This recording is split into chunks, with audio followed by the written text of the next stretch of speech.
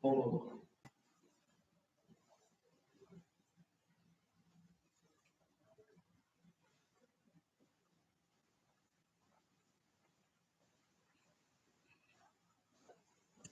отандастар, біз алдын ала өздеріңізге хабарлағандай, бүгін тікелей эфирге шығып отырмыз. Тікелей эфиріміздің ең басты мақсаты, алдыңғы жолы айтқандай, өзіміздің сайлауалды бағдарламамыздың негізгі баптарын жұртшылыққа таныстыру. Әрине, біз бұл баптардың бәрін дізіп шығып сіздердің уақытыңызды алғымыз келмейді, бірақ негізгі баптарын осы біздің президенттік сайлауға қатысқан кезде мемлекетке, қоғамға қандай өзгерістер енгізгіміз келеді, сол туралы айтқым келеді. Алдымен бүгін бүкіл ел бойынша соңғы қоңырау өтіп жатыр. Өзімде 3 балам мектепті бітірген, өте жақсы оқып бітірген, сондықтан да барша ата-аналарды, мұғалімдерді, барша оқушыларды бүгінгі мектептің түлектерін Алтын ұя мектебімен қоштасып, соңғы қоңырау мерекесіне қатысуымен құттықтаймын. Менің ойымша, біздің болашақ осы балаларда, осы түлектерде, осы мұғалімдерге рахмет, осы балаларымызды тәрбиелеп, мардымсыз жалақыға қарамастан мектептерден кетпей, бизнеске кетіп қалмай, осы үлкен ұлы гуманитарлық миссияны атқарып жатқан ата-аналар да бір қуанып жатқан шығар. Енді балаларыңыз міндетті түрде оқуға түссін, жоғары оқу орнына, университет, институтқа, қалаған мамандығына ие болсын, құтты болсын мереке. Біздің бағдарламамыз 6 тараудан тұрады. Өткен жолы біз саяси бостандықтарға тоқталғанбыз, және оған бір эфирімізді арнадық. Өткені тағы да қайталап айтамын, Қазақстанда қордаланып қалған барлық экономикалық, әлеуметтік, құқықтық, саяси проблемалардың себебі ол саяси реформаның жоқтығы. Сондықтан біз оған толығымен тоқтадық. Енді мен рұқсат болса қалған баптардың негізгі тұстарын айтқым келеді. Екінші тарау біздің бағдарламада ұлттық болмыс деп аталады. Мен айтқым келеді, осы президент сайлауына ұлттық патриоттық күштер атынан, ұлт тағдыр ұйымының атынан Әміржан Қосановтың түсуі және менің өз бағдарламамда ұлттық болмысты жеке тарау ретінде айтуы, ол үлкен саяси жеңіс. Бұрын ұлттық идеяны көтеріп жүрген, ұлттық ұранды айтып жүрген, қазақ ұлтының өзекті мәселелерін көтеріп жүрген азаматтар осындай деңгейге шыққан жоқ.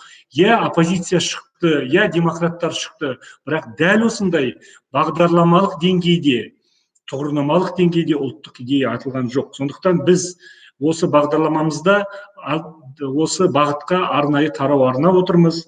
Өз басым бұның ішінде ерекше айтатыным, қазақ тілінің конституциялық мәртебесін қоғам өмірінің барлық саласында орнықтырып, оның Қазақстан халқын біріктіруші қызметін нығайту, мемлекеттік тіл туралы арнайы жаңа заң қабылдау және заңдық тұрғыдан мемлекеттік тілді білу міндетті мамандықтар тізімін бекіту. Мен таяуда осы тіркелудің алдында президенттіктен үміткер ретінде арнайы емтихан тапсырдым. Мен билікке сұрақ қойғым келеді. Президент болу үшін азамат емтихан тапсырады, ал неліктен ол депутат, министр, әкім болу үшін ондай емтихан тапсырмайды? Сондықтан да меніңше осы жағдайды түбегейлі өзгерту керек. Егер де мемлекеттік органдарда жұмыс істегісі келсе, және де халыққа тікелей қатысы бар қызмет жасау саласына барғысы келсе, міндетті түрде қазақ тілін білу керек деген бапты біз өмірге енгізуіміз керек. Осы тараудың ішінде баршаның, әсіресе жастардың қолдауына ие болып жүрген тарау, ол қоғамдық сананы декоммунистендіру және десоветтендіру. Біз жаңа Қазақстан форумында жүріп бағдарламамызға осыны арнайы қосқан болатынбыз. Оның ішінде біз азаматтарды, жас жаңа ұрпақты алашорда құндылықтарына арқау алатын ұлттық рух және отаншылдық сезіміне баулу туралы арнайы айтып отырмыз. Өйткені алашорда үкіметінің бүкіл идеологиясы экономикалық, әлеуметтік, қоғамдық саяси, ұлттық саясаттағы ұстанымдарын мемлекеттік саясаттың негізі қылатын уақыт келді. Қазір ешкімге жалтақтаудың керегі жоқ. Кезіндегі алашорда лидерлерін асқан сондай бір басқа ұлттарға қарсы ұлтшыл ретінде көрсеткен бүкіл рецидивтер мен атовизмдерден бас тартып, оларға саяси реабилитация керек. Басқа ұлттар өздерінің көрнекті лидерлерін қалай насихаттайтын болса, қазақ та дәл сондай алашорданың лидерлерін ұлттық деңгейде, халықаралық деңгейде, керек десеңіз әлемдік деңгейде насихаттайтын уақыт келді. Және де бұл тарауда біз арнайы айтып отырмыз, қазақ халқының тарихындағы кеңестік заман мен қазіргі кезеңдегі қайғылы да қасіретті кезеңдер мен оқиғаларға саяси, құқықтық, тарихи әділ баға берілу керек. Зұлмат, ашаршылық, желтоқсан, жаңаөзен, осының бәріне саяси баға берілу керек, оны жаңа билік өзі қолға алу керек. Сол кезде біз өзіміздің ар ұятымыз, абыройымыз, намысымыз, ұлттық рухымыздың алдымызда біздің бетіміз ашық болады. Бұл тараудағы ерекше бір айтылатын нәрсе, және бұны қазіргі таңда мен өзім сайлаушылармен кездесу кезінде анық байқап жүрмін, шетелдердегі барлық қазақ қауымының тарихи отаны Қазақстанға қайтуға және Қазақстан азаматтығын жедел алуға, өмірлік мүмкіндіктерін жүзеге асыру үшін керекті жағдайларды жасау. Бұл ешбір талқылауды қажет ететін нәрсе емес. Бұл процесс басқа мемлекеттерде баяғыда орын алған. Біз ғана соны шектеп, осы көшті тежеп, әртүрлі бюрократиялық кедергілер жасап жатырмыз. Онымыз ұят. Сондықтан да бүкіл қандастардың алдында бетіміз ашық болу үшін біз бұл жағдайда түбегейлі өзгерту жасауымыз керек. Қазақ мемлекеті шетелдердегі әрбір қазақтың құқының бұзылмауына, теперіш көрмеуіне мемлекет аралық деңгейде қажетті әрекет атқаруы тиіс. Бәріміз білеміз Қытайдағы қазақтардың жағдайы. Өкінішке орай, біраз уақыт осы туралы біздің ресми билік айтуға жасқанып келіп, біз шетел басылымдар арқылы ғана осы туралы бірінші естідік. Содан кейін барып, Қытайдың өзі де, біздің билікте осыны мойындап жатыр. Сондықтан да мәселені ушықтырмай, Қытайдан дұшпан жасамай, ол біздің мәңгілік көршіміз, мәңгілік біздің әріптесіміз. Сондықтан осы мемлекетпен жанжалға бармай, бірақ принципті түрде, табанды түрде сонда тұрып жатқан біздің қандастардың құқын, бостандықтарын қорғау үшін, қолдау үшін, оларға барлық жағынан көмек көрсету үшін меніңше мемлекет өзінің қолындағы бар барлық саяси, экономикалық, керек болса геосаяси мүмкіндіктерді пайдалану керек. Осы тарауымызға ұласып жатқан бір тарау, ол сөз жүзіндегі емес, іс жүзіндегі тәуелсіздік. Менің саясаткер ретінде, менің әріптестерімнің жаңа Қазақстан форумындағы, басқа да осыған дейінгі болған ұйымдардағы осы тәуелсіздікке қатысты іс-шараларымызды сіздер білесіздер. Осыдан біраз уақыт бұрын Евразиялық экономикалық одақ құрылып жатқан кезде бүкіл әріптестермен бірге ұйымдасып, біз осы тақырыпта, осы мақсатта референдум өткізуге арналған республикалық жиналыс өткізгенбіз. Мен сол ұйымдастырушылардың бірі болдым. Сондықтан да қазіргі таңда мен өз басым былай ойлаймын. Әрине, стратегиялық әріптестік керек. Әрине, одақтар керек шығар. Бірақ дәл қазір дүние жүзінің архитектоникасы өзгеріп жатқан кезде, әлемдегі ықпалды топтар, ықпалды ұйымдар, ықпалды халықаралық ұжымдардың орны қайта қаралып жатқан кезде, Қазақстан ешбір одаққа кірудің керегі жоқ. Осы бір кезеңде біз басқа мемлекеттермен өзіміздің стратегиялық байланыстарымызды сақтап қалып, терезесі тең қарым-қатынас жасап, одаққа кіруді әзірше тоқтата тұру керек сияқты. Сондықтан да қазіргі таңда тек қана оппозиция емес, бизнес өкілдері де Евразиялық одақтың Қазақстан отандық индустриясына, отандық кәсіпкерлікке қандай зиян келтіріп жатқанын ашық айтып жатыр. Біз өз басымыз Ресеймен бірге мәңгілік көрші екенімізді мойындаймыз. Ресейдегі тұрып жатқан қазақтардың мүддесін қорғаймыз. Біздің аумағымызда да орыс халқының өкілдері тұрып жатқанын білеміз. Олармен біз мәңгілік дос боламыз. Бірақ Ресеймен біз одақтас, яғни бір үлкен одақтың ішіндегі шағын ғана мемлекет болмай, терезесі тең стратегиялық әріптес болуымыз керек деп санаймын. Және осы тұрғыда мені азамат ретінде, патриот ретінде біздің одақ, яғни одақтық тұрғыда және өркениеттік даму тұрғыдағы векторымыз постсоветтік кеңістіктен шыға алмай жатқаны қатты мазасыздандырады. Өйткені біздің үлгі алатын басқа векторымыз бар. Ол Европа одақтарының мемлекеттерінің қазіргі таңда экономикадағы, әлеуметтік саладағы, құқықтық саладағы, демократияны жүзеге асыру саласындағы стандарттар.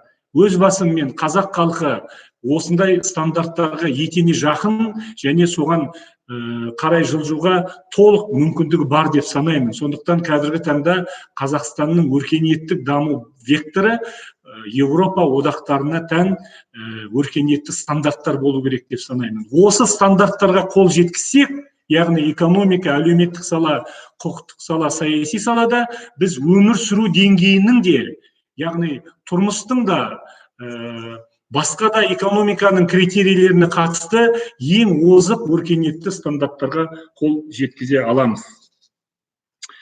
Осы баптың ішінде біз ерекше бір қызығушылық туғызып, әсіресе әлеуметтік желіде талқыланып жатқан мәселелер, ол Қазақстанның мемлекет ретіндегі халықаралық келісім шарттары. Менің ұстанымым айқын, мен баяғыдан оны айтып келе жатырмын. Яғни тікелей бюджетке қатысты, мемлекеттік шығындарға қатысты, мемлекеттің қауіпсіздігіне қатысты, оның геосаяси мәртебесіне қатысты барлық халықаралық келісім шарттар парламентте, соның ішінде көп партиялы тәуелсіз парламентте қарастырылып, сонда бекітілу керек. Әйтпесе бізде атқарушы билік, үкімет көп жағдайда көптеген келісім шарттарды шенеуніктердің деңгейінде қол қойып жатады. Бұндай практиканы біз тыюымыз керек. Бұл баптың ішінде ерекше айтылатын тағы да бір жайт, ол шетелдерге және шетелдіктерге Қазақстан жерін сатуға және жалға беруге мүлдем тыйым салу. Жақында президент Тоқаев та осы тұрғыда өз пікірін айтты. Егер де осы ол кісінің және менің екі кандидаттың позициясы бір бап бойынша тоғысып жатса, ол да заманның, қоғамның талабының ескерілуі деп білемін. Және де Қазақстанның ұлттық, әскери, экономикалық, идеологиялық, ақпараттық қауіпсіздігін күшейту туралы талапты қойып отырмыз. Жақында мен Қостанай облысында болдым. Сол Қостанай облысында болғанымда көптеген аудандардың, яғни Ресейге көрші аудандардың қазақ теледидарын емес, қазақ эфирін емес, тікелей тарелкалар арқылы Ресейдің телеарналарын көріп, тек қана солар арқылы ақпарат алып жатқанын көріп отырмыз. Олар да біздің азаматтар, олар да біздің осы елдің өкілдері, патриоттары. Неліктен олар біздің Қазақстанның мемлекеттік арналарын көрмейді? Неге олардың санасы сол Кремльдің неоимпериялық саясатының сойылын соққан Кишилевтардың сөздерімен уланып жатыр? Меніңше биліктің осы туралы ойланатын уақыты келді. Сонымен қатар, осындай қауіпсіздікті күшейту үшін экономиканың стратегиялық салаларындағы кәсіпорындарда мемлекеттің бақылаушы және бұғаттаушы акция пакеттері болуы тиіс деп санаймыз. Яғни кемінде 51% болу керек. Көптеген адамдар маған сын айтты. Яғни бұл экспроприация, бұл бизнестің дамуына өз кедергісін келтіреді, шетел инвесторларын қашыртады деген сияқты. Мен айтар едім, бұл өркениетті мемлекеттерде орын алып отырған тәжірибе және үрдіс, ешбір қорқудың керегі жоқ. Инвестор ол экономикалық жағдайға қарайды, инвестициялық ахуалға қарайды, елдегі соттың жүйесіне қарайды, елдегі демократияның жағдайына қарайды, сөз бостандығына қарайды. Ол ағымдағы биліктің жемқорлығына немесе онымен бір қысқа мерзімде тіл табысып ортақ бизнес жасау деген талаптардан аулақ болады. Мен өркениетті, дамыған трансұлттық компаниялар туралы айтып отырмын. Келесі бір бабымыз, ол жемқорлыққа жол жоқ. Өздеріңіз білесіздер, қазір кез келген азаматтың жанын жегідей жеген және ауылдағы азаматтан республикалық деңгейде қызмет жасап жүрген, бизнес жасап жүрген кәсіпкерге дейін бүкіл кедергі болып отырған, ашындырып отырған осы жемқорлық. Жемқорлықтың меніңше көптеген бағдарламасы қабылданып жатса да, ол күрес тиімсіз болып жатыр. Өз басым жемқорлықпен күресудің тиімді 4 жолын көріп отырмын. Бірінші, билік тармақтарының тепе-теңдігі. Яғни Қазақ айтпақшы, қарға қарғаның көзін шұқымайды. Сондықтан өзінен жоғары бастық өзінен төменгі шенеуніктің қызметіне объективті баға бере алмайды. Оның жемқорлыққа салынғанын ашық айта алмайды. Өйткені бәрі тонның ішкен бауындай жалғасып жатыр жең ұшына. Сондықтан мен айтар едім, үкімет, әкімдер, шенділер, атқарушы билік жемқорлыққа салынбау үшін мықты парламент керек. Мықты депутаттар керек, тәуелсіз депутаттар керек. Олар өздеріне жеткен кез келген материалды, кез келген дәлелденген жемқорлықтың фактісін ашық жария етуден қорықпау керек, қашпау керек, және оларға сол үшін мүмкіндік берілу керек. Екінші мәселе тәуелсіз бұқаралық ақпарат құралдары. Өкінішке орай бізде бұқаралық ақпарат құралдарының дені мемлекеттің қарауында, ал енді аумақтық жердегі бірен-саран тәуелсіз басылымдардың күні өте қиын болып жатыр. Сондықтан сөз бостандығы, яғни кез келген журналист немесе кез келген азамат бұқаралық ақпарат құралдар арқылы өзі куә болған, өзінің дәлелі бар кез келген жемқорлық фактісі туралы ашық жариялайтындай жағдай жасауымыз керек, және ол үшін олар қуғындалмау керек.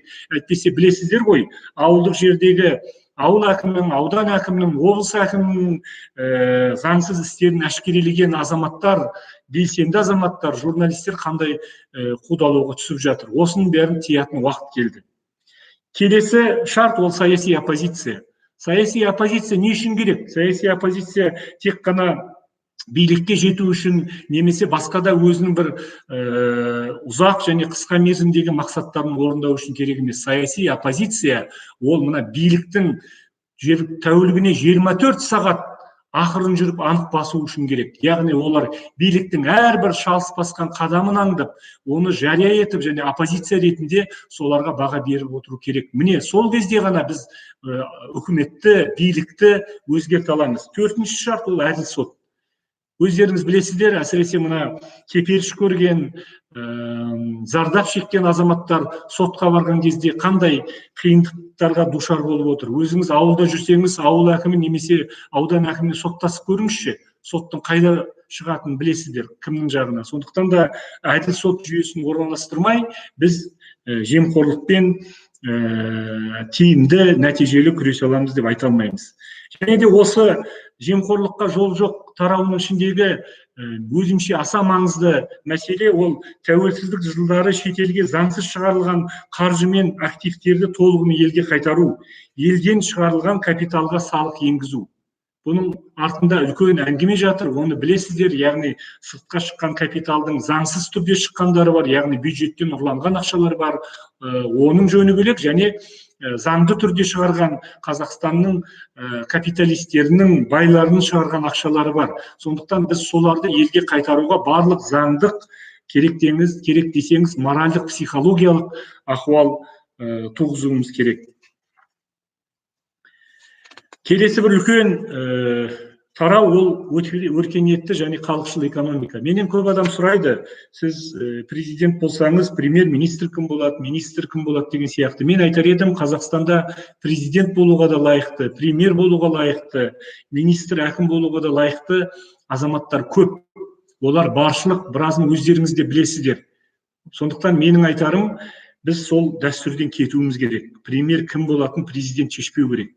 Президент өзінің құзыретінің аясында бүкіл заңдарды өзгертіп, елдің ішінде ашық саяси бәсекелі орта орнатып, бір жылдың ішінде парламенттік сайлауды жариялау керек. Сол парламенттік сайлауға бірнеше партия түсіп, оның ішінде биліктің де партиясы түссін, оның ішінде оппозициялық партиялар да түссін, сол үшін партиялар түссін, қайсысы өзінің экономикалық бағдарламасына негізделген мұраттары арқылы Қазақстан халқының көпшілігінің дауысына ие болса, сол партия алсында өздері үкімет құрсын. Сол үкіметтің құрамын толығымен қалыптастырып, 5 жылға өзінің сол экономикалық бағдарламасын жүзеге асыруға мүмкіндік алсын. Мына үкіметке де жасыратын жоқ, белгілі бір жағдайлар керек. Әйтпесе тек қана президенттің қабағына қарап отыр, бір күнде президенттің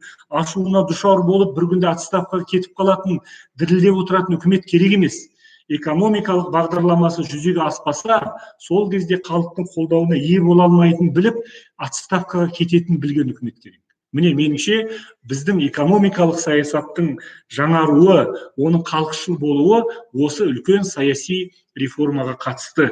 Өйткені білесіздер, біз неге халықшыл экономика деп отырмыз? Бізде экономика өкінішке орай халықтың емес, яғни халықтың басым көпшілігін емес, ат төбеліндей алпауыттардың сойылын соғып отыр.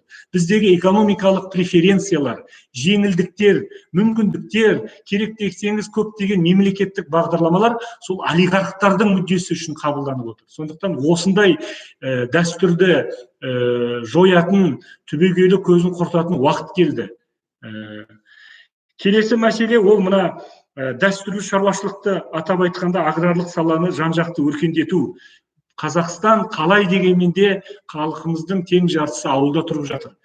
Яғни ауылды өркендетпей, ауылда жұмыс орындарын ашпай, ауылға тән, ауылдың психологиясына, ауылдың экономикалық әлеуетіне сай келетін экономиканың жаңа секторларын, соның ішіндегі мал шаруашылығы, ауыл шаруашылығы, оларды өңдеу, олардың өнімдерін өңдеу секторларын дамытпай, біз экономикамызды көтере аламыз деп айта алмаймыз. Сондықтан қазіргі мұнай мен газға қарап қалған экономиканы тығырықтан шығару, оны шын мәнінде халықшыл ету, осындай мақсаттарды алдымызға қойып отыр.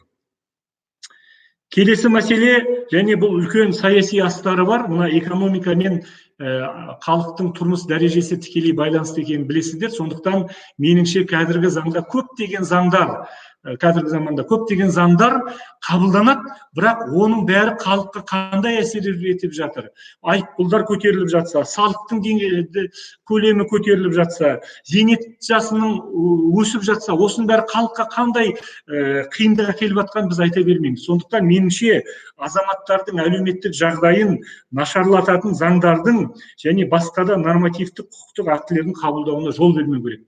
Және президент дәл осы халықтың мандатына ие болған тұлға ретінде, институт ретінде дәл осы баптың мүлтіксіз орындалуына жауап беру керек деп ойлаймын. Экономиканың ішінде әсіресе біз үкімет жиі айтатын, бірақ орындалмайтын екі нәрсе бар. Біреуі оны орысша айтқанда диверсификация дейді, және әртараптандыру, яғни мұнай газға тәуелділіктен құтылу. 30 жыл болды осыны айтып келе жатқанына биліктің. Неге бұл жүзеге аспай жатыр? Меніңше оның бір үлкен себебі бар. Осыны жүзеге асырмай жатқандар біздің еліміздегі билікке бір табан жақын, солармен тонның ішкі бауындай араласқан, солармен мүдделес олигархтар. Яғни сол лоббистер, олар мұнайды, газды, алюминий хромды өңделу емес, сол шикі түрінде сатуға мүдделі лоббистер. Сол лоббистерден құтылу керек. Президент ешбір олигархпен жақын болмау керек. Президент халық жағында болу керек. Әйтпесе белгілі бір олигархтың сойын соққан президент, ол ертең халықтың мүддесін, халықтың мұңын, халықтың керек десеңіз көз жасын ұмытып кетуі мүмкін. Екінші мәселе ол шағын және орта бизнесті дамыту. Көп айтылып жатады, көптеген ұйымдар құрылып жатыр. Мәселен, қазір ресми статистика бойынша біздің жалпы ұлттық жалпы өнімнің 26%-дай ғана құрамын шағын орта бизнес құрайды екен. Ал біз қатарына қосылғымыз келетін дамыған батыс мемлекеттерінде ол 60%-дан асып жатыр. Яғни бізде 2 еседен көп біз шағын орта бизнесті дамыта алмай жатырмыз. Сондықтан шағын орта бизнеске жол ашу керек. Өз басым ойлаймын, мына ауылдағы ағайынға нақты көмек ретінде сол жақтағы кәсіпкерлікпен айналысып жатқан, өңдеп жатқан, сол жақтағы шаруашылықты дамытып жатқан кәсіпкерлерге мәселен 3 жылдыға салықтан босату режимін жасауға болар еді. Сол кезде көптеген жастар, креативті жастар, қалаға урбанизацияның дамуымен кетіп қалған жастар ауылға оралар еді, өздерінің бизнесін ашар еді, сол 3 жылдың ішінде аяққа тұрар еді. Сол аяққа тұрғаннан кейін салықты төлей бастап, тек қана ауыл емес, Қазақстан экономикасының дамуына өз үлесін қосар еді. Осы экономикалық тараудың ішінде біз көп жағдайда әлеуметтік жағдайларды айтамыз. Яғни әлеуметтік саясат өкінішке орай Конституцияда жазылса да, бірақ шын іс жүзінде мемлекеттік саясаттың практикалық үлгісі ретінде көріне алмай жүр. Яғни көп жағдайда мемлекет өзінің әлеуметтік функцияларын, әлеуметтік рөлінен қашқақтап отыр. Сондықтан да бізде уақытылы, керек десеңіз жүйелі түрде әртүрлі әлеуметтік жағынан қорғалмаған топтардан бұрқ-бұрқ етіп үлкен проблемалардың ұшы шығып жатады. Кешегі көп балалы аналардың өзінің соншалықты өзіміздің қазақ халқының көбеюіне, ұлтымыздың жаңғыруына, біздің балаларымызға, солардың тәрбиесіне үлес қосып жатырған аналарымыздың, әкімдердің табалдырығын тоздырып жүруінің өзін мен қазіргі билік үшін үлкен масқара деп санаймын. Ондай жағдай тіпті адам төзгісіз болып саналу керек, және ондайға жол берілген кез келген үкімет, кез келген министр, кез келген әкім өз еркімен отставкаға кету керек. Егер өз еркімен кеткісі келмесе, президент оларды отставкаға кетіру керек. Өйткені әлеуметтік стандарттар, халықтың әлеуметтік жағдайы ол кез келген президент үшін ең басты көрсеткіш болу керек. Егер де әлеуметтік мәселелерді шешпесе, онда мемлекеттің керегі де жоқ, үкіметтің керегі де жоқ, салықты төлеудің де керегі жоқ. Халық салықты не үшін төлейді? Халық салықты үкімет сол салықтарды жинап, сол халыққа әлеуметтік көмек ретінде, экономикаға инвестиция ретінде қайтару үшін беріп отыр. Егер де ондай миссияны орындай алмайтын болса, ондай үкіметтің қазақ халқына керегі жоқ. Мына әлеуметтік мәселелер туралы айтылған кезде үкіметтегі біраз шенділер және оларға тәуелді сарапшылар бұның бәрі популизм. Яғни біз экономикамыздың жағдайы солай, девальвация, дағдарыс, жағдай жоқ, бюджетте қаржы жоқ, сондықтан тоқтата тұруымыз керек деген әңгімелерді айтады. Мен айтар едім, қазіргі таңда қордаланып қалған 30 жыл бойы шешілмей келе жатқан қыруар қаржыны қажет ететін әлеуметтік мәселелерді шешудің кемінде 4 жолы бар. Бірінші жол – ұрлықты тоқтату керек. Қазіргі таңда осы экранның ар жағында отырған шендіден бастап кәсіпкерге дейін бәрі біледі. Откаттың деген не екенін, крыша деген не екенін. Яғни біздің мемлекеттік бюджеттің шамамен айтқанда 30%, яғни өзінің жұмсалып жатқан бағытына емес, жемқорлардың және солардың қасында жүрген бизнесмендердің қалтасына түсіп жатыр. Яғни ұрлықты тоқтатсақ, біз 30%-ға өзіміздің бюджеттік қаржымызға ие болып, соларды нақты секторларға жұмсай аламыз, соның ішінде әлеуметтік көмекке жұмсай аламыз. Екінші мәселе – бюрократиялық аппаратты қысқарту. Мен 90 жылдары үкіметте жұмыс істедім. Сонда қазіргі Алматы әкімдігі орналасқан ғимаратта 2 институт отырды, екеуді сүйіп отырды сол жерге. Біреуі президент әкімшілігі, яғни президент Назарбаев оң жағында отырды. Екінші үкімет, яғни 2 аппарат қазіргі әкімдіктің бір ғимаратында отырды. Ал қазір Астанаға қараңыз, қандай ғимараттар, ол ғимараттардың бәрін шендімен толтыру керек. Сондықтан мен ойлаймын, осы соңғы бюрократиялық аппараттың қысқартуы қашан болған мен есімде жоқ. Сондықтан да сөзсіз, егер де біз бүкіл республикалық, облыстық, аудандық деңгейдегі бюрократиялық аппаратты 30%-ға қысқартсақ, одан біздің мемлекеттік қызмет ақсап қалады деп мен айта алмаймын. Керісінше, сол азаматтар бизнеске барады, сол азаматтар өзінің кәсібімен айналысады, сол азаматтар экономикаға өзінің белсенділігі арқылы ақша, қаржы, инвестиция алып келеді. Екінші жол – тиімсіз мемлекеттік бағдарламалар мен жобаларға аудит жасап, керек болмаса тоқтату. Өздеріңіз білесіздер, бізде көптеген жағдайда экономика саясаттың құрбаны болып кетеді. Яғни белгілі бір дәрежеде даңғаза науқаншылдыққа салынып, біздің көптеген экономикалық бағдарламалар қабылданып жатады. Өз басы мысалы кезінде қабылданып 30 корпоративтік лидер деді, бір 100 пәленше, 100 түгенше деді, аттарын ұмытып қалдық. Сондықтан мен ойлаймын, осындай бағдарламалар болмау үшін дәл қазір қыруар ақша жұмсалып жатқан сол бағдарламаларға тәуелсіз қоғамдық сараптама жасау керек те, егер де олардың ертең бізге тигізер пайдасы 0 болатын болса, олар тоқтату керек, ұялатын еш нәрсесі жоқ. Әйтпесе өзіңіз білесіздер, кейде президент барып белгілі бір кәсіпорынды ашады да, артынан біз естіп жатамыз, я ол жабылып қалады, я тұралап қалады, я тоқтап қалады. Ондай нәрсе көзбояушылық болмау үшін осы аудитті жасап біз халыққа шындықты айтуымыз керек.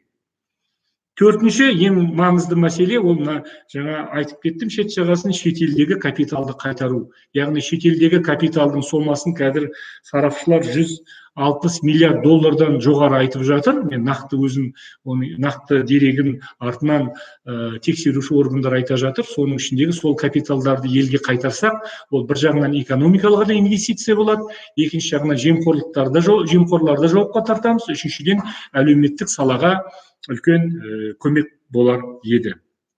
Міне соңғы менің бағдарламамдағы тарау ол бақуатты аймақтар және бақуатты мемлекет. Яғни бізде жасыратын несі бар? Бәріміз Астананы сыйлаймыз, бас қала ретінде мойындаймыз, Алматыны да жақсы көреміз, Түркістанды түлегенін қараймыз, Түркістанда үлкен біздің киелі рухани біздің астанамыз. Бірақ неліктен бізге осы 2-3 қалаға ғана барлық бюджеттік ақша жұмсалады да, қалған қалалар, қалған облыс орталықтары кенжелеп жатады.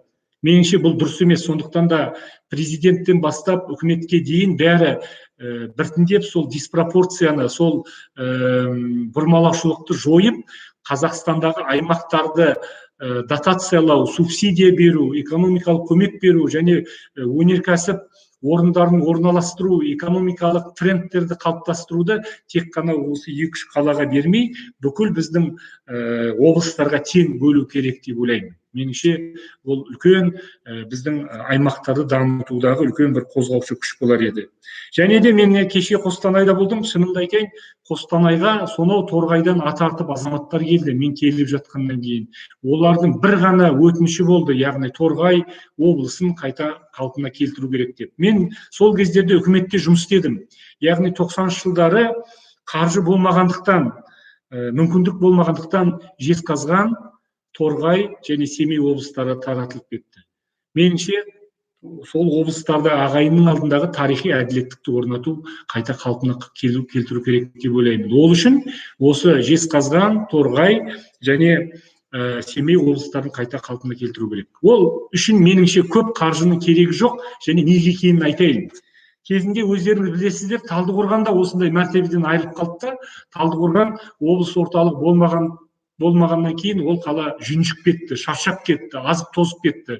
Бірақ артынан билік қайтадан қалпына келтіргеннен кейін ол қала қайта дами түсті, көркейді, гүлденді, жанданды. Қазір шынымен де Талдықорған Жетісудың жер жанаты, Жетісудың бір әп-әдемі Астанаға бергісіз үлкен орталығы болды. Сондықтан да Семей, Жезқазған, Торғайдағы облыстық әкімшіліктерді қалпына келтірсек, шенді барған жерге бизнес барады, шенді барған жерге инфраструктура барады, шенді барған жерге мектеп, дәрігерлер барады, шенді барған жерге қызмет көрсету саласы болады, шенді барған жерге банк қаржы барады. Сондықтан меніңше осы универсалды әмбебап формула арқылы осы үш бізге ренжіп жүрген, бізден көмек көргісі келіп жүрген үш аймақтың орталығын біз қайта қалпына келтіру керек деп ойлаймын. Және де неден бастадым, сонымен аяқтағым келіп отыр. Мен саяси реформалар туралы айтқан кезде бірінші бап ретінде ауылдан бастап, аудан, қала, облыс әкімдері тікелей халық сайлау керек дегенді айтқаным. Сондықтан мен бағдарламамды осы баппен аяқтағым келеді. Яғни осы аудандар, осы қалалар, осы аймақтар бақуатты болу үшін, ондағы билік халықпен санасу үшін және халықтың алдында өзінің жауапкершілігін сезу үшін біз осы барлық деңгейдегі әкімдерді тікелей сайлауға көшуіміз керек. Менің бағдарламамның қысқа нұсқасы осы. Қалғандар сұрақтар болып жатса тікелей эфир барысында жауап беремін. Осы ойыма мен бірнеше өзекті көкейкесті мәселелерді айтқым келеді. Біріншіден, осы міне сайлау науқанының 2 аптасы өтті. Менің үлкен әсерімді айтайын. Мен күннен күнге халықтың шынайы қолдауын сезіп келе жатырмын. Және де ол жасанды емес. Маған ол рух береді, күш береді, үлкен мүмкіншіліктер береді. Біздің бағдарламамызды, менің ұстанымымды халықтың көпшілігі қолдап жатқанын көріп, мен өзім шынымен де сондай үлкен бір сезімге бөленіп отырмын. Сондықтан да баршаңызға рахмет айтқым келеді. Біз жете алмай жатырмыз. тағы да міне мен осы штабта отырмын, аядай ғана. Штабта 5-6 ғана азамат жұмыс істеп жатыр бүкіл республикаға. Облыстық жердегі штабтарымыздың өзі 1-2 адамнан тұрады. Олардың көбісі волонтер ретінде жұмыс істеп жатыр. Оларға біз қаржы да беріп жарылқап жатқан жоқпыз. Сондықтан айтайын деген баршаңызға рахмет. Осы менің бағдарламама сеніп, менің ұстанымыма сеніп, қазір көпшілік мені қолдап жатыр. Әртүрлі креативті бір акциялар өтіп жатыр. Оларды да көріп мен риза болып жатыр. Менің штабым риза болып жатыр. Баршаңызға рахмет айтамыз. Осы сайлау науқанында белсенділік танытып, заңның талаптарына сай, тәртіпсіздіктерге бармай, заңды бұзбай, біздің азаматтар өзінің қоғамдық саяси белсенділігін көрсетіп жатыр. Оған біз ешкім тыйым сала алмайды. Бір ғана өзімнің өтінішім бар. Ертең осы белсенділік тек қана заңдылықтың аясынан шықпасын. Баршаңызға рахмет. Баршаңызға мен басым дейдім, және қалған 2 аптаның ішінде де осындай белсенділік толастамайды деп мен ойлаймын, сіздерге сенемін. Мына кезінде өзім сынап жазып едім мақаламда. Билік бір құйтырқы әрекетке барды. Қасиетті Рамазан айында оразада сайлауды жариялап жіберді. Яғни оразада ауыз бекіткен азаматтар, олар өздерінің билікке қатысты сынын да бекітеді. Яғни сынды да көп айтпайды, саясатқа да көп араласа қоймас деген әңгімені айтып қалғанмын. Бірақ қарасам, осы ораза айында нағыз үгіт насихат, нағыз сайлау алды бағдарламалды талқылаулар ауызашарларда болып жатыр. Сондықтан биліктің осындай қандай ой болғанын білмеймін, бірақ осы науқанның ораза айына, қасиетті Рамазан айына келуінде де бір үлкен гәп жатқан сияқты. Өйткені қазақ қазір күнде ауызашарға барады, не ауызашарға шақырады өзінің жақын жұрағаттарын, дос жарандарын. Сол кезде отырып ауызашардың барысында талқылайтын сайлау. Сондықтан қазір билік ойламасын, мына оппозицияның өкілі кездесулерді күніне 1 рет қана өткізіп жүр, басқасы деп. Қазір әрбір қазақтың отбасында, әрбір әулетте күнде кешкісін ауызашардың кезінде мини-митинг, мини-талқылау, мини-тікелей эфир өтіп жатыр. Сондықтан сондағы айтылып жатқан әңгімелерді мен естіп жатырмын, біліп жатырмын. Сондағы айтылған сындардан, ескертпелерден біз тиісті қорытынды жасаймыз, ал қолдап жатқан ағайындарға үлкен рахмет. Міне осы маған түскен сұрақтардың ішінде алдын ала менің әріптестерім беріп жатыр. 3 мәселе айтылыпты әзірше. Бірінші мәселе, мына сіздердің штабтарыңызға қатысты, әсіресе менің штабымның жетекшісі Дәурен Бабамұратов қатысты кезінде осындай бір сөз айтыпты, биліктің бір қадамдарын қолдапты. Ол биліктің жіберген адам емес пе деген бір сөздер, тіпті алыста жүрген бір азаматтар біздің штабымыздың жұмысына араласып кетіп, отставкаға жіберейік деп бір посттар жазып жатыр. Менің айтатыным былай: Дәурен Бабамұратов жас болса да қалыптасып қалған үлкен республикалық дәрежедегі қоғамдық қайраткер деңгейіне көтерілген азамат. Және де қайталап айтайын, Дәурен Бабамұратов мен сияқты қатып семіп қалған оппозиционер емес. Ол жастармен жұмыс істейтін, азаматтық қоғам өкілдерімен жұмыс істейтін, тек қана оппозициялық сипаттағы емес, еркіндікті, демократияны, білім саласында, басқа салаларда, қоғамдық басқару жүйесіндегі әртүрлі жобаларға тікелей араласып жүрген қазақ жастарының алдындағы беделі ала бөтен бір төбе ой балар, орны бар азамат. Сондықтан да мен штабтың бастығына өзім секілді тек қана мынау оппозициялық, саяси оппозициялық ұстанымда жүрген азаматты іздеген жоқпын. Мен өзім жетем сол штабқа. Менің де ұстанымым, менің де позициям біздің оппозициялық сипатқа жетеді. Сондықтан да жастармен жұмыс істеу үшін, азаматтық қоғаммен біздің штабтың байланысын кеңейте түсу үшін, яғни біздің осы сайлау науқанында барлық дерлік қоғамның сегментіне, топтарына жету үшін мен өз басым Дәурен бауырымнан сондай өтініш жасап, өзім қасыма алдым. Қазіргі таңда соншама қиын, қаржының тапшылығы, ұйымдастырушылық деңгейдегі үлкен кемшіліктерге, әсіресе облыстардағы кейде бір бой көрсетіп жүрген проблемаларға қарамастан Дәурен өз деңгейінде осы міндетін атқарып келе жатыр. Сондықтан да айналайын сынаушы халық менімен және Дәуреннің ортамызға сынақ қақпаңыздар. Және де кейбір азаматтар осы сынап жүрген менің кешегі демократиялық майданда бірге жүрген әріптестер, неге сіздер Дәуренмен менің қасыма келмейсіздер? Неге осы штабқа келіп тікелей жұмыс жасамайсыздар? Неге сіздер шынымен де бізді қолдайтын болсаңыздар, сенімді өкіл ретінің мәртебесін алып, ауыл аймақтарға барып, біз жете алмай жатқан жаққа барып, өз елдеріңізге барып, жақын жұрағаттарыңызға барып, сол насихатты жүргізбейсіздер. Сондықтан сынаудан гөрі қолдау керек. Қастарымызға келіп жатсаңыздар, бірлесіп жұмыс жасаймыз десек, біздің штабтың есігі әрқашанда ашық. Дебат жарияланды. Дебат туралы ақпарат ресми таралды.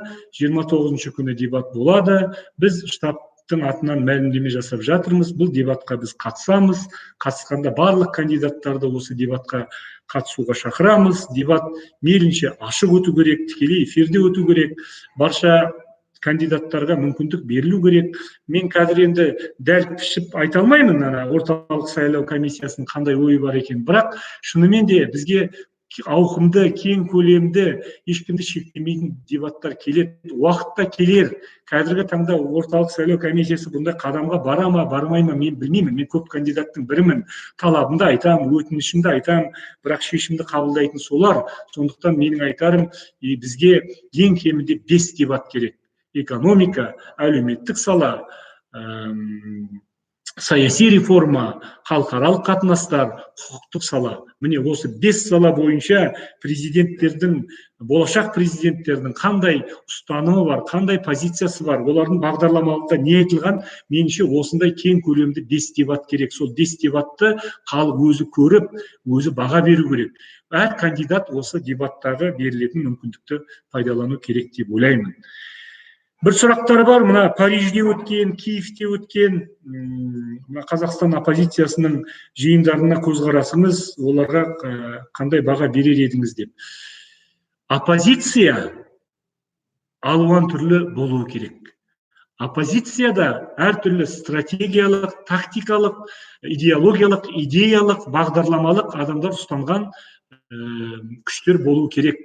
Оппозицияда да керек десеңіз, бір-бірімен бәсекелесетін, бір-бірімен жарысатын тұлғалар керек, ұйымдар керек, партиялар керек. Сондықтан да олар Парижде жинала ма, Киевте жинала ма, Астана, Алматы, немесе менің туған ауылым Аралда жинала ма, Семейде жинала ма, Түркістанда жинала ма, мен бәрін қолдаймын. Осы билікке қарсымын, осы билікті өзгертемін деген кез келген азаматты мен қолдаймын. Сондықтан да осы азаматтардың бас қосуына мен өз қолдауымды білдіремін. Егер де біздің бағдарламалық, тұғырнамалық ұстанымдарымыз бір болып жатса, біз неге күш біріктірмейміз? Бірақ мен Қазақстан оппозициясының бірлігі туралы айтқанда, бәрі де бір адамның түбіне, немесе бір қасына бір бағдарламаның бір жалаудың астына біріксін деген ой емес. Президенттік және парламенттік сайлауда біз бірге болуымыз керек деп айтамын. Ал басқаша өмірде сайлаудан тыс кейде біреу солшыл болады, біреу оңшыл болады, біреу центрист болады. Айтысу керек, тартысу керек, өркениетті түрде пікір алысу керек, пікір таластыру керек. Сондықтан менің айтып отырғаным, қазір міне сайлауға екі апта уақыт қалды. Жартысынан өттік бұл марафонның. Сондықтан да мына байқотшыл, мені сынап мінеушілерге айтарым, шынымен де осы сайлау әділ өтсін десеңіз, шынымен де оппозицияның атынан шығып тұрған жалғыз кандидат, тағы да қайталап айтайын, мен біріккен оппозицияның атынан шығып тұрған жоқпын. Мен оған моральдық құқым жоқ. Мұхтар Әблязов анау деп атқанда, Жасарал Қуанышәлі мына деп атқанда, Қасен Қожахмет өзім түсем деп атқанда, Ермұрат Бапи түсем деп сосын бар бойкот деп атқанда, мен бүкіл оппозицияның атынан деп айта алмаймын. Мен оппозициялық ұстанымдағы тәуелсіз кандидат ретінде түсіп жатырмын. Сондықтан осы тұрғыдан алғанда мен Киевте, Парижде өткен бүкіл форумдарды қолдаймын. Ондағы азаматтардың елді жаңартамыз, билікті өзгертеміз деген ұстанымдарын қолдаймын. Міне, тағы бір сұрақтар келіпті. Құрманбай Болат льготаларын алып тастап, пенсияларын қысқартқан шахтерлар мен металлургтар туралы не айтасыз? Кеше ғана біздің штабқа осы топтың өкілдері келді. Сөзсіз кезінде 90 жылдары алынып тасталған жеңілдіктерді қайттан қалпына келтіру керек. Біріншіден, шахтерлар, металлургтар, олар осындай аса қауіпті өндірісте істеген басқа да маман өкілдері, олар соншалықты көп емес. Миллиардтаған долларға экспо өткізіп жүрген мемлекет дәл осы шахтерлар мен металлургтарға басқа да зиянды қауіпті өндірісте істеген басқа да біздің мамандық иелеріне тиісті жағдай жасай алатынына мен кәміл сенемін, және билікке келіп жатса міндетті түрде осы өзгерістер жасаймын. Камчат, Париждегілерге қандай да бір қатысыңыз бар ма дейді.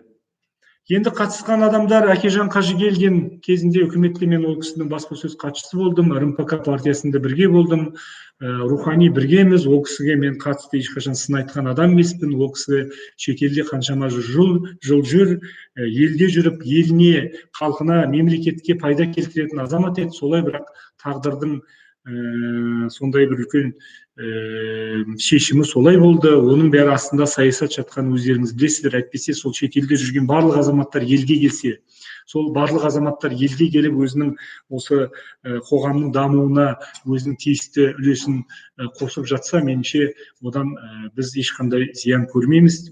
Керісінше еліміз сондай өркендер еді.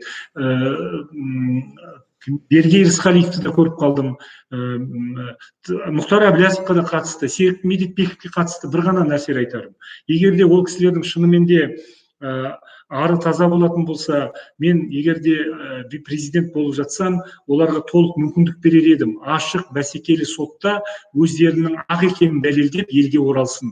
Яғни қазақ халқына, бюджетке, мемлекетке тигізген залалдары болмаса, олар да мемлекетке келу керек, мемлекеттің жүріп бізбен бірге осы елдің өркендеуіне атсалысу керек, керек болса саясатқа қатыссын, керек болса менімен жарысып президенттікке түссін, парламентке түссін. Меніңше ешкімнің құқын шектеудің керегі жоқ. Ең басты критерий ашық, әділ сотта, халықтың алдында, Құдайдың алдында, соттың алдында олар өзінің кінәсі жоқ екенін дәлелдесін. Ондай сотты мен өз басым сот реформасын айтып отырмын. Сот, тәуелсіз сот шешу керек, және оны ешқандай президент те шешпеу керек, премьер де шешпеу керек. Жалпы атқарушы биліктің басқа тараптары сот жүйесіне араласуды қою керек, меніңше. Басқа азамат Ермұрат Бапимен біз әріптеспіз, қанаттаспыз, бірге келе жатырмыз. Сондықтан мен ойлаймын, осы идеяның болашағы баянды болып жатса, біз оны қолдауға дайынбыз. Басқа да азаматтарды, мысалы Рысбек ағамыздың өзінде орны бар, мені сынап жүрген. Жанболат Мамайдың да өзінің орны бар. Өкінішке орай біз қазір президенттік науқанда бөлек жүріп қалдық, әйтпесе бірге жүріп, бір-бірімізді қолдап жүрген азаматтармыз. Сондықтан айтатыным, 9 маусымнан кейін де өмір жалғасады, бас жаққа барыспайық, бірге болайық. Біздің әлі талай өзгерістер күтіп отыр. Талай сайлаулар болады, талай науқандар болады, бірге болайық деп айтқым келеді. Мәке Әрке, не үшін саны көп қалалармен ашық алаңда кездесу жасамайсыз, не кедергі бар? Ешқандай кедергі жоқ. Біздің сайлау заңы бойынша біздің өкілдер жерде кездесіп жатыр. Барлық жерге біз бара алмай жатырмыз. Қазір міне видеоконференциялар арқылы біз аймақтармен, аудандармен, шалғай ауылдармен кездесіп жатырмыз. Біздің өзіміздің ұстанған тактикамыз бар, өзіміздің жоспарымыз бар, ол штабта бізде келісілген. Сондықтан осы өзіміздің алдын ала бекітілген графигімізбен жүреміз. Халықпен күнделікті байланыстамыз. Мына кеше ғана Дәурен екеуміз бір кикілжіңдер болып жатқан облыстармен сөйлестік, түсінбеушіліктер болып жатыр. Тағы да қайталап айтайын, егер де мені ұсынған ЖСД партиясы болғанда, немесе біріккен демократиялық күштер ұсынған кезде менің штабым басқаша болар еді. Қазіргі менің штабым мені ұсынған ұлт тағдыры қозғалсын жетекшілері. Ол кісілердің ішінде біліктілері де бар, кейде тәжірибесі аздау да болып жатыр, жастар да болып жатыр. Сондықтан сіздер оны ойламаңыздар, сол жерде отырып, олар бүкіл Қазақстан оппозициясын, демократиялық күштерін біріктіруге сондай миссиясы бар деп. Олар бір ұлт тағдыр атты ұйымның өкілдері. Оларға үлкен рахмет. Мені қолдап сол штабтың басы қасында жүргеніне, қазіргі қаржы тапшылығына, басқа да қиындықтарға қарамастан олар өз жұмысын атқарып жатыр. Бәлкім кейбір кінә бізден де шығар, үгіт насихат материалдары аз болып жатқан шығар, біздің бақылаушыларға ұйымдастыруға жол пұлына қаржымыз жетпей жатқан шығар, аудандық штабтарға қаржымыз жетпей шығар. Сондықтан оларды көп жамандай бермеңіздер. Олар да осы волонтер ретінде осы қызметке атсалысып жүрген азаматтар.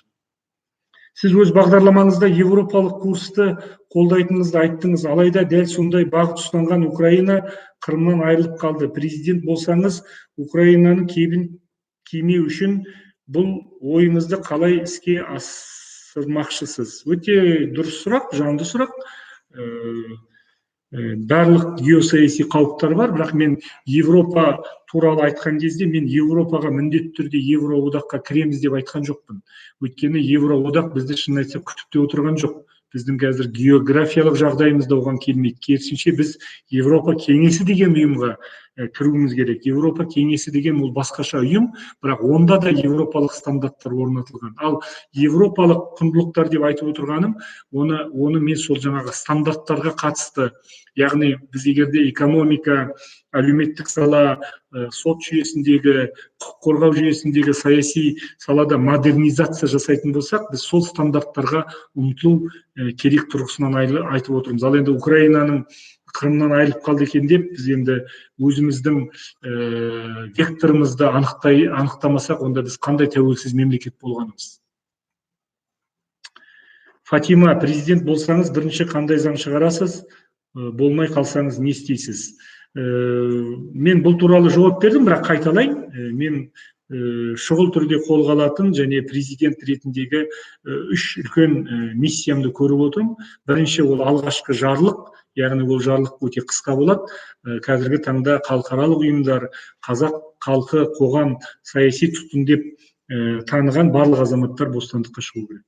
Ол үлкен сигнал болады біздің халыққа, қоғамға, өскелең ұрпаққа, яғни билікті сынауға болады, билікке балама пікір айтуға болады, саясатпен айналысуға болады деген үлкен сигнал болады. Екінші, ол сөзсіз конституциялық реформа, яғни 95-ші жылы өзгертілген конституцияны бүкіл ел болып, оның ішінде мемлекеттің өкілдері, қоғам өкілдері, заңгерлер, партиялар қатысып, біз конституциялық кеңес құрып, бір жылдың ішінде бола ма, жарты жылдың ішінде бола ма, жаңа конституцияны референдумға шығаруымыз керек. Сол кезде бізде бүкіл саяси биліктің моделі, формасы өзгереді. Үшінші, бір жылдың ішінде осы заңдарды өзгерту арқылы парламенттік сайлау жариялау, парламенттік сайлауға барлық партияларды түсірудің механизмін жасау, ешкімді шектемеу, сайлау заңын өзгерту, сол арқылы біз толыққанды қоғамның өкілі бола алатындай, қоғамның атынан сөйлей алатындай партияларды кіргізіп, парламент сайлауын өткізуіміз керек. Асхат, теміржолшылар, оның ішінде жол серіктер сізді қолдайды, осы салада қандай өзгеріс керек? Жол серіктер. Менің әкем теміржолшы болған. Сол әкем теміржолшы болып, денсаулығына байланысты Алматыға көшіп келген кезде маған бір мақала алып келді әкем. Мен ол кезде баспасөз хатшысымын. Сол мақаланың аты «Жол серігіне қарап жолын таны» деген мақала еді. Яғни сол мақалада өзі теміржолшы әкем бүйтіп жазыпты: қазіргі жол серіктерді аяймын. Жол серіктерді күні түні тексеретін 17 ма, 18 ба бақылаушы органдар бар екен. Оларға обал, сондықтан да оларды бақылайтын бір ғана органды қалдыру керек.